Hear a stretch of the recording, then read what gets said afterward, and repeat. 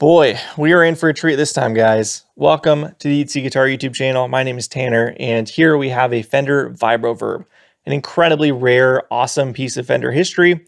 I never thought I would see one in person, let alone have it on my workbench and be able to feature on the YouTube channel.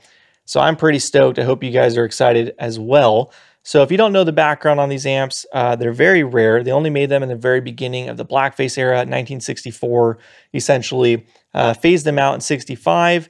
And I don't know the production total they did, under 2,000, probably, I think I read 1,500 at one point. Very, very few. How many are still working out in the world? Who knows? But this is a special amp, guys. This is not an everyday thing. This is very, very cool. So it is a 1x15 combo, which also makes it special because this was the last of that. So the 1x15 setup, combo setup, happened with the Pro in the brown face and tweed era. And then in the blackface era, the Pro became the Pro Reverb, which is a 2x12 combo. I featured two of those on the channel in the past. And the 1x15 was transferred to the Vibroverb. And since this was only around for the very beginning of the blackface era, it died off with this amp. They might have done a 1x15 in the 70s or 80s or something like that that I'm not aware of, but I believe this was the last of the 1x15 in the Fender catalog. So that's really cool. And then in addition to all of that, so the rarity and the cool configuration, it was also made famous by Stevie Ray Vaughan, of course. So he played a Vibroverb famously with a JBL speaker, and that was attributed to a big part of his tone in the beginning. So, you know, those factors combined together make this a very valuable and very, very cool, highly sought after, mythical kind of amp. So I'm excited to have it on the channel. Now, if you guys are new here, typically what I like to do with these sort of things is we're going to look at the amp in detail. The owner that is giving me this to work on, he's never seen the inside. He's, to my knowledge, I don't think he knows anything about the amp. I think it was kind of a buy it sight unseen kind of deal. So we're going to learn all of that together on what's inside, transformers included. I haven't looked at those yet. And we're going to see what the amp needs to be made right. So I believe he said the normal channel is not working right now. Vibrato channel was iffy. So we're going to, clean sweep of this thing, really determine what it needs, fix her up over however many videos that takes. And then hopefully at the end of it, we can do a kind of a demo of it. Maybe the owner will play, or maybe I will play a little bit. So, and we'll document what one of these sounds like because it's a special amp and it deserves that. So yeah, check the description below for timestamps to jump ahead, as well as a link to a playlist. So in the future, when there's more videos to the series, you can kind of follow along. So without further ado, let's grab the camera and get some detail shots. Alrighty, let's take a look at this beautiful amplifier. I don't know about you guys, but the blackface era with the grill, kind of honeycomb is just perfection to me. It looks so good, timeless, classic, immediately identifiable, really just amazing. And this is no exception, this amplifier. So let's take a look at the faceplate here. You'll see it says FEIC, Fender Electric Instrument Company, and this indicates it is typically from 1964. They did have those made in 64 that carried into very early 65. My Vibrolux is an example of that, which is all 64 parts, but it wasn't sold until 65. So there you go on that. You can see it's in very, very good condition. You'll notice there is a gap between the baffle here and the faceplate. I'm not sure what that's about. You can kind of see right through it there. I've never seen that before, but I've also never looked at one of these before, so not totally sure. But the grill and all that does look original, so who knows. All right, let's go ahead and get to the meat of the amplifier. Let's flip it around and see what's what. And this is the money shot as far as I'm concerned, the iconic gray basket JBL. This is a D130F. I have no idea how to tell if this is original or not. You can see it is an 8-ohm speaker. Experts, go ahead and let me know in the comments below, but certainly an iconic look. And I believe these are only offered as upgrades, not as a standard. So it's pretty typical for the JBLs to not be original in these and not a deal breaker by any means. Go ahead and take a closer look at everything else here. The tube complement. So I don't know if you can see, but this is a 5V4. Rectifier, a couple JJ 6L6s. The preamp tube is a mismatch of all sorts of stuff. Telefunk in there, GE there. We'll see what the rest are in a bit. Go ahead and look at the chassis stamp. And when I was moving the amp around, I noticed this.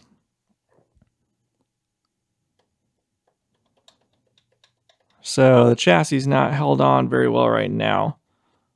Hopefully that's not a bad omen for what's to come. But overall, it looks pretty good from here. You can see the tube chart kind of hidden away in the shadow. Let me bump up the ISO so you guys can see that a bit clearer. You can see there the code is NF, which will put it at, I believe, would that be what, June of 1964, which is right in line with what you would expect. Then we go back over here. I believe this is where the tube chart would have been. You can see there's some staples there. And I think it was just falling apart, so they glued it on the other side, and you can see the blue pen marks on the chassis, or sorry, the cabinet, as well as the baffle hidden in the shadow over there, which is very typical for this era. And then the last thing I'll kind of note here is the really beefy speaker cable, which is I've never seen before on a Fender before, but I've also never worked on a Fender with a factory JBL or JBL period, so that could be normal. I'm not sure. Transformers, this output transformer looks quite large, bigger than I would expect for this model, so we'll see what that is, but I'm not going to spoil anything and look. We're going to go ahead and pull the chassis out and look together to get the final details, so let's do it. Okay, I did not cheat. I have not seen the inside. I flipped it over without looking, and I want to go through it all with you guys and have my live reactions. So immediate thoughts here, looking at this, we'll go step by step. There are 3 elephants in the room, I would say, and we'll kind of go from this side over. The first is, notice this tube here. Oof. Hopefully it's not going to break apart in my hand right now. Well, oh gosh, what happened here? Well, first and foremost, I found why the normal channel doesn't work. Oh, come on. Wow. Well, you ever want to see what the inside of a tube looks like? There you go. So this poor tube, I don't know what happened to it, but obviously she's a goner. So that would be why the normal channel doesn't work. Problem may be solved there. We'll see. So we'll set that aside. Clean out any glass that's still in the tube socket. So that was the first elephant in the room. The second elephant in the room, I would say, would be this doghouse cover. You'll notice the color is completely different versus the chassis. This era, very early blackface, had these really lovely kind of nickel-colored, nickel-coated chassis, which have this really kind of bronze color to them in the light. And this is a good example of that, and this is completely different. This looks like it's a replacement from a later era. So that's another thing. And then the third would be this transformer here. And this looks like a large Bassman style output transformer, far too big for this amp. This should have something quite a bit smaller. And let's go ahead and try and find a code on it. So nothing on this side. Oh, there you go. Okay. See if I can show you guys this. Yeah, you can see it. So we've got this paper sticker on it, which tells me it is not old, or at least it's fairly modern. B041754. I will look that up and put on screen now what this comes from or what this is. It says Fender on it, so I don't know. My guess is it's from a more modern amp, like maybe a Hot Rod Deluxe or something like that. So yeah, it's a beefy output transformer for sure. Definitely overpowered for this amp. I'm not sure what ohm ratings or if it has multi-tap. Actually, it looks like it does. So you can see it's got 4 wires here going to the output jacks. So it does have, it seems, different impedance outputs there. So interesting. We'll have to do some research on that. Not the end of the world. That is a bummer. Obviously, this is a huge part of the value of vintage amp and the sound. But this could still sound great. So we're not going to totally write it off, but it is just noteworthy. This is a replacement output transformer. Let's look at the other transformers in the amp. So this guy, 606408. So this is very early 1964. This is original. And then 606415, very early again, 1964 power transformer. So these two are original. This has been replaced. Oh, we forgot about our little reverb driver here, 606420. So this is the latest date code of all of them, the 20th week of 64. So basically smack dab in the middle of 64 is probably the age. And then we saw the tube chart was June of 64. So all of that lines up perfectly together. Shame about this, but let's take the dog house cover off real quick and see what's hiding underneath. What's under the doghouse cover is usually a good indication of the rest of the work in the amplifier. So let's see what we got here. Fingers crossed it's done nicely. Slight sticky. All right, so first glance, it looks good to me. So let's zoom in a little bit. Sprague Atom caps, pretty typical, fairly expensive caps. I know these have a date code you can read on them. I don't know how to read it though, 0244H509. Let me know in the comments if you can date these. But yeah, this looks good. Good domes here.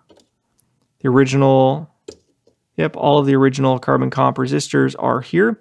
So this looks good. This is very promising. Hopefully when we flip it over, we see similar work to this. So I'm happy about that. Let's go ahead and flip it over for the reveal. I'll set up some blocks so we can hold the chassis up, and yeah, I'm excited. Let's see. Ready? 3, 2, 1. Okay. All right, I like what I see already. So let me just do a quick sweep of everything with you guys. First, blush reactions, and then I will dive into it deeper tomorrow and really kind of discover all the hidden secrets. But first glance, I'm really, really happy with what I'm seeing. Does not look like it was destroyed or molested in any way, really. Yeah, it looks pretty good. So starting over here, we see it's got a 3-prong added. They've got it tied here to a transformer bolt. This is, in my opinion, not a good idea, and I will recommend going directly to the chassis on that. Like you see here in my Super Reverb series, I showed why that's a bad idea. This becomes loose over time, and this is a very important ground, so we would like to redo that. We've got a replaced cap here in the bias circuit with the original resistor, 470 ohm, and original diode. The bias resistor here with the bias pot is also original untouched. The power tube sockets, we've got original screen, grid stop resistors here, 1.5Ks. We've got added resistors for doing checking the bias, and then replaced 470 ohm resistors there. That looks okay. And then we can see the replaced output transformer install here, as well as all of the taps there. We'll look at that a little bit deeper, but we've got 4 wires coming out of here, and looks like one of them is taped off, this one right here. We're gonna have to figure out what each wire is on this specific output transformer to determine what impedance they're looking at. The JBL said it was 8 ohm, so hopefully this got an 8 ohm tap. We got replaced plate resistors here. Lots of original resistors.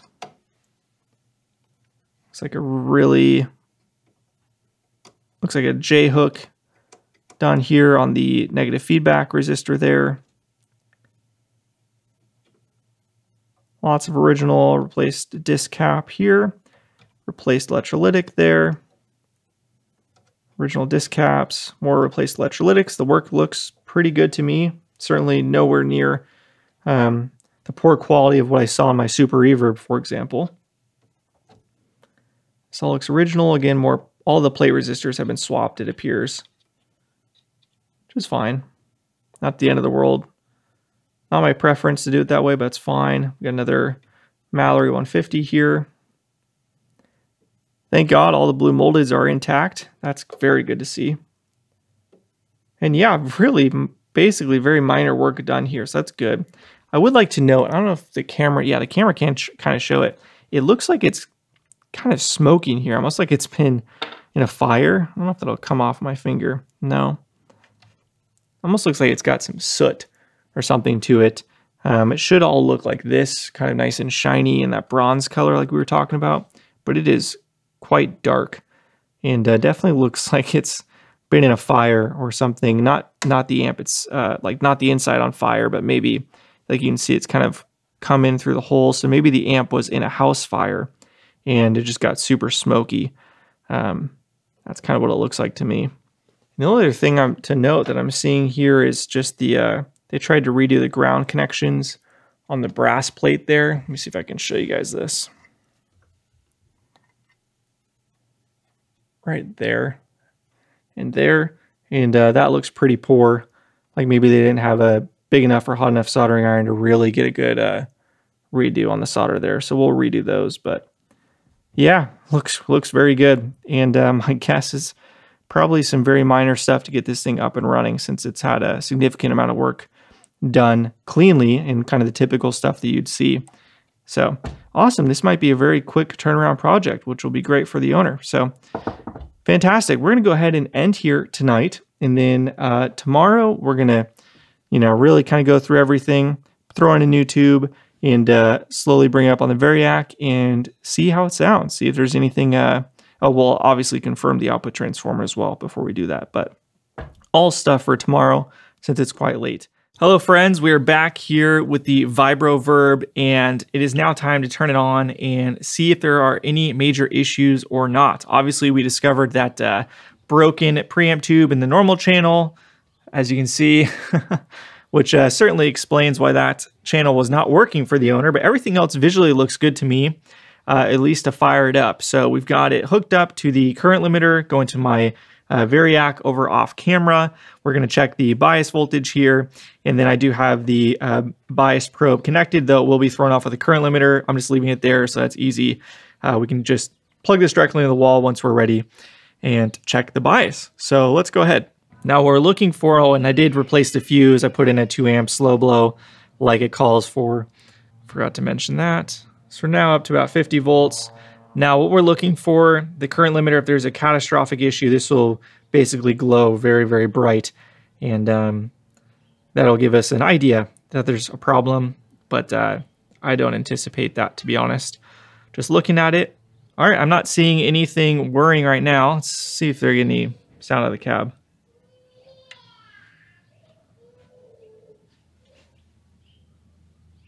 Okay, it is very quiet, and I do hear there is some idle noise that you would expect, very little. So it seems to be pretty healthy. I think we can go ahead and unplug the current limiter and yeah, see what it's biasing at right now.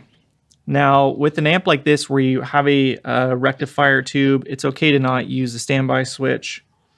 In fact, it's often preferable. So we will avoid it. Now, it is using a different rectifier than what this calls for. This should have, I believe, a GZ34, and it's got a 5V4, which will, I believe, dampen the voltage a little bit, which might be preferable for modern wall voltages versus what this is was originally built for. But I'm not totally sure. So this is expecting 117 volts. 120 volts is not a huge change. But sometimes we get a lot more than 120 volts in different parts of the country. So here in California, it's pretty stable, though. All right. Looking good. Let's go ahead and flip it on, see what it's biasing at. Very, very cool. Okay, we can heat this up.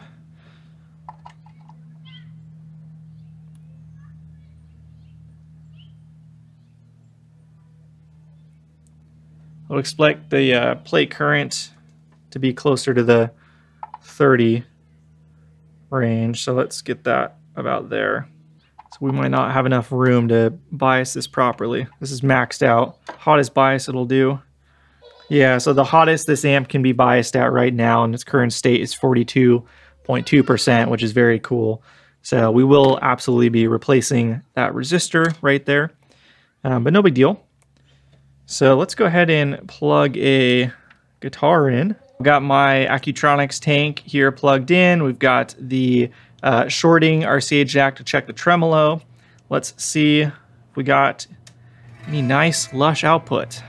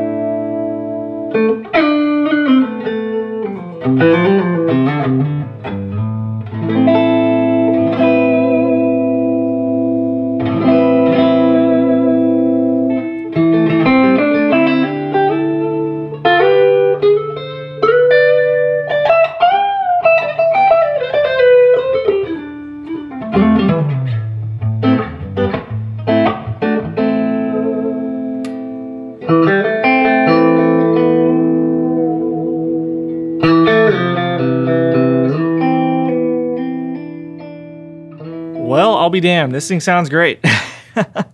I'm not detecting any issues, nothing, no scratchy pots, nothing at all. The reverb sounds great. Trem sounds great. No ticking. I mean, this thing is pretty dang solid. Yeah, man, what a score. This is awesome. So, pretty basic. We talked about a couple of things. You know, I'm going to talk to the owner, see if he wants me to ground the 3-prong there to the chassis. Up to him.